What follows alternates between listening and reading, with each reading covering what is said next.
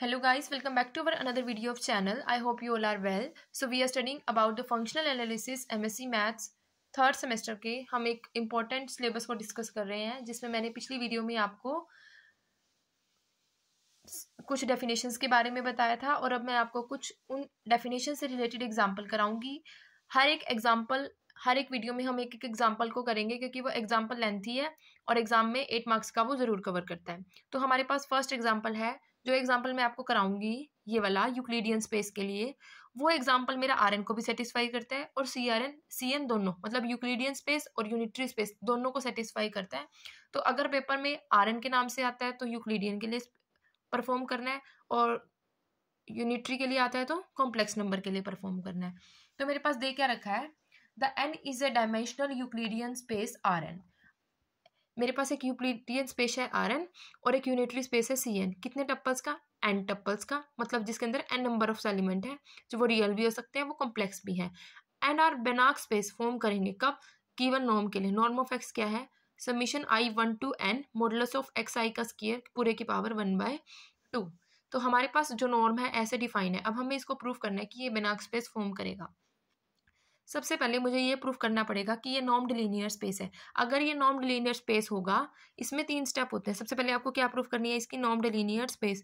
Then आप उसकी Kochi sequence proof करोगे, फिर वो कोची सीक्वेंस क्या करेगी? कन्वर्ज करेगी, कन्वर्ज करके वो कंप्लीट होगा तो वो मेरा क्या बनाएगा? बेनार्क स्पेस। इस सीक्वेंस में हम अपने काम को करेंगे क्या कि पहले हम नॉर्म लीनियर स्पेस लेके चलेंगे, फिर हम एक कॉम्प्लेक्स कन्वर्ज कोची सीक्वेंस लेंगे, उसको कन्वर्ज कराएंगे, कन्वर्ज कराने के बाद वो कंप्लीट होगी, कंप्लीट स्पेस बेनार्क स्पेस बनाएगा।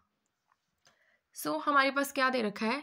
ये जो वैल्यूज हैं हमारे पास, नॉर्म्ड लीनियर स्पेस प्रूफ करना है तो पहली कंडीशन है ग्रेटर देन इक्वल टू 0। अब हमारे पास जो राइट हैंड साइड की वैल्यू है वो क्या है? मॉडुलस में, और मॉडुलस की सारी वैल्यू पॉजिटिव होती है, इसलिए जो नॉर्म एक्स है वो ग्रेटर देन इक्वल टू 0 हो जाएगा। सेकेंड वैल्यू में मैंने क्या करा? नॉर्म एक्स को 0 के इक्वल पुट कर दिया, मतलब मेरा जो राइट हैंड साइड है उसमें एक्स आई का square, modulus of x i का स्क्वायर 0, तो मेरा नॉर्मल एक्स आई का स्क्वायर भी 0, मतलब एक्स आई का मतलब यहाँ पर क्या है कि आईज वैल्यू तक, मतलब x1 x2 xn ये सारी वैल्यू क्या आएंगी? 0। तो मतलब मेरा x भी क्या हो जाएगा? 0 हो जाएगा। तो यहाँ से ये सेकंड कंडीशन को भी सेटिस्फाई करेगा। अब हमारे पास थर्ड कंडीशन क्या है? आपको ट्रायंगुलर इनइक्वालिटी प्रूफ करनी होती है। We have to proof 2 inequalities, एक कोची इनइक्वालिटी और एक मिनोस्की इनइक्वालिटी। सबसे पहले हम देखेंगे कि कोची इनइक्वालिटी क्या होता है।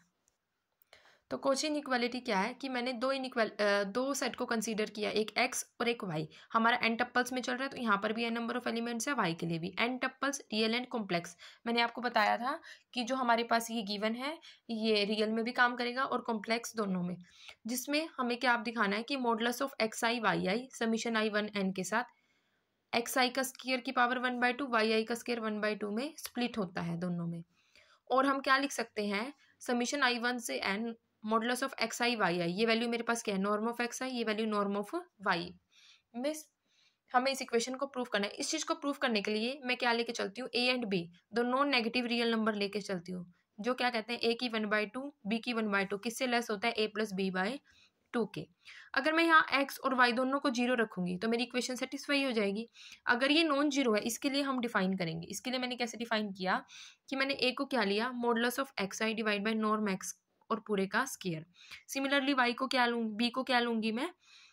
मॉडुलस ऑफ वाई आई का square, y i divide by norm of y पूरे का होल स्क्वायर, और इन दोनों वैल्यू को मैं इक्वेशन 1 में सब्स्टिट्यूट कर दूंगी।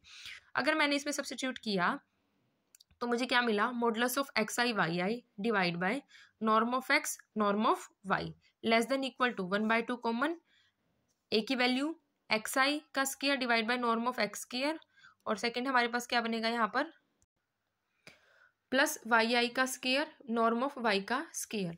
अगर हम इनइक्वालिटीज का सम करेंगे तो मेरी आई की वैल्यू कहाँ वेरी करती है? 1 to n तक। तो मेरी आई की वैल्यू 1 to n जा रही है, तो नॉर्म ऑफ एक्स का स्क्वायर किसके इक्वल है? मॉडुलस ऑफ एक्स आई का स्क्वायर, और norm of y modulus of y i का स्क्वायर। तो यहाँ पर मेरी जो ये वाली वैल्यू है मैं इसको सम की फॉर्म में लिखूंगी तो क्या बनेगा? Summation of x i y i, और यहाँ पर norm of x norm of y less than equal to 1/2। ये टर्म मेरे पास क्या बन जाएगी? 1 से 1 वेरी कर रही है तो 1, और ये वाली वैल्यू भी 1, 1 + 1 कैंसिल होके मेरे पास 1, और ये टर्म मेरे पास एज इट इज़ है। तो और ये वाली जो वैल्यू 1 बनी है मेरे पास कैसे बनी है? क्योंकि मैंने इसको समीशन दे दिया। समीशन देने से क्या हुआ? मेरी वैल्यू 1 to n वेरी करेगी, इस वजह से मेरे पास ये वैल्यू 1 और 1 को फॉर्म कर रहा है। तो जो मेरा डिनोमिनेटर है इधर आके मल्टीप्लाई में हो जाएगा, तो मेरी ये कंडीशन सेटिस्फाई हो जाएगी जो हमें प्रूफ करनी है किस इक्वालिटी के लिए, कॉची इनइक्वालिटी के लिए। अब हम प्रूफ करेंगे मिनोस्की इनइक्वालिटी। मिनोस्की इनइक्वालिटी में क्या लेके चलेंगे, एक्स और वाई दो टप्पा लेके चलेंगे रियल और कॉम्प्लेक्स नंबर के लिए। तो हम क्या प्रूफ करेंगे, तो हमारे पास मिनोस्की इक्वालिटी में क्या होता है, दो एलिमेंट का सम स्क्वायर की 1/2 किससे लेस होगा, दोनों की वैल्यू अलग अलग स्प्लिट हो जाएंगी। और in the norm of notation में क्या लिखेंगे, norm of x i plus y i is less than equal to norm of x norm of y. Sum की फॉर्म में इसको ओपन करेंगे। कॉची इनइक्वालिटी का यूज किया हमने, मैंने क्या लिया, norm of x plus y का स्क्वायर, तो क्या हो जाएगा modulus of x i plus y i का स्क्वायर। ठीक है, x i plus y i का स्क्वायर मैं इनको अलग अलग करके लिख सकती हूँ, x i plus y i, x i y i less than equal to x i y i. और इस नॉर्म को मैंने कैसे, मॉडुलस को कैसे ओपन किया है, मॉडुलस को यहाँ पर अलग कर लिया। फिर मैंने एक्स आई वाई आई के साथ एक्स आई ले लिया और एक्स आई वाई आई के साथ यहाँ पर वाई आई ले लिया।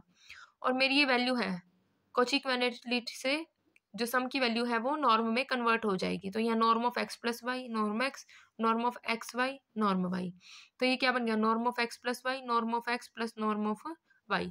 ये मेरी वैल्यू टेंड करेगी जीरो को, ट्रिवियल सॉल्यूशन देगा। अगर ये नॉन जीरो है तो मेरी इक्वेशन रिड्यूस हो जाएगी किसमें, norm of x plus y less than equal to norm of x plus norm of Y.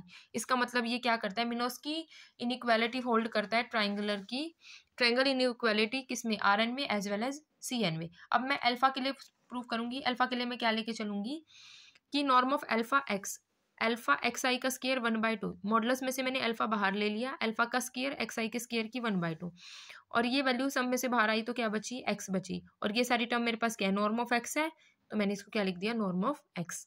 अब हमने क्या प्रूफ कर दिया कि जो स्पेस था, हमें गिवन स्पेस था आर एन और सी एन के लिए, वो एक नॉर्म्ड लीनियर स्पेस बना रहा है under addition as well as scalar multiplication. Scalar multiplication कौन सा लिया, अल्फा, जो हमने नॉर्म डिफाइन की थी उस नॉर्म के लिए। अब हमारा लास्ट काम रह गया, जो हमें क्या प्रूफ करना है कि जो गिवन स्पेस है वो एक बेनार्क स्पेस है। वो स्पेस बेनार्क स्पेस कब होगा, जब वो कंप्लीट होगा, या हमें उसकी कंप्लीटनेस को शो करना है। तो कंप्लीटनेस प्रूफ करने के लिए कोई भी कोची सीक्वेंस लेके चलेंगे आर एन के लिए। जो चीज़ मैं आर एन के लिए लिखूंगी वही सिमिलर सी एन का होएगा, बस आप आर एन की जगह सी एन को रिप्लेस कर देंगे। कोची सीक्वेंस क्या कहते हैं, given epsilon greater than 0 there exist sufficiently large m and m dash in which norm of m minus m dash less than epsilon. Cauchy sequence की definition से मैंने इक्वेशन लिखी है। फिर मैंने क्या कर दिया, स्केयरिंग बोथ साइड। स्केयरिंग करने से यहाँ पर मैंने आईएथ टर्म के लिए ले लिया, क्योंकि मैंने इस वैल्यू का जब सम किया तो ये इसको सेटिस्फाई करेगा। अगर ये आईएथ टर्म के लिए सेटिस्फाई करे, अगर मैं यहाँ से स्केयर को हटा दूँ तो नॉर्मल मॉडुलस भी मेरा आईएथ टर्म की वैल्यू के लिए सेटिस्फाई करेगा। अगर मेरी ये दोनों वैल्यू जीरो को टेंड करेगी, कब करेगी, जब मेरा एम और एम डैश क्या है, कन्वर्ज करेगा, कब, जब वो इन्फिनिटी को टेंड करेगा। तो the sequence f m therefore converges pointwise to a limit function f defined by R complete है, तो एफ आई क्या हो जाएगा, limit of f M i. Since जो गिवन सेट है वो फाइनाइट है, यूनिफॉर्मली कन्वर्ज करेगा, हमें एक पॉजिटिव इंटीजर मिलेगा एम। जब मैंने क्या करा, इस एफ एम आई में से एफ आई को माइनस कर दिया, वो लेस देन किससे हो गया, एप्सिलॉन बाय रूट एन। मैंने कुछ भी चूज कर सकते हैं, मैंने यहाँ पर एप्सिलॉन बाय रूट एन को चूज किया। जब मैंने इस इक्वेशन का यहाँ पर स्केयर किया, squaring each of the inequality and summing edge, sum करने से क्या बना, F M I minus F I का square less than epsilon square. या मैं क्या कह सकती हूँ, ये आईएथ के लिए, ये मैं एफ एम माइनस एफ के लिए भी ले सकती हूँ, दोनों के लिए ये कंडीशन प्रूफ होगी। और जब सम हटाएंगे तो वो नॉर्म में चेंज हो जाएगा, तो नॉर्म की कंडीशन को सेटिस्फाई कर गया। जो कोची सीक्वेंस हो गई, कन्वर्ज कर रही है लिमिट एफ के ऊपर, तो मेरा आर एन क्या हो गया, कंप्लीट हो गया।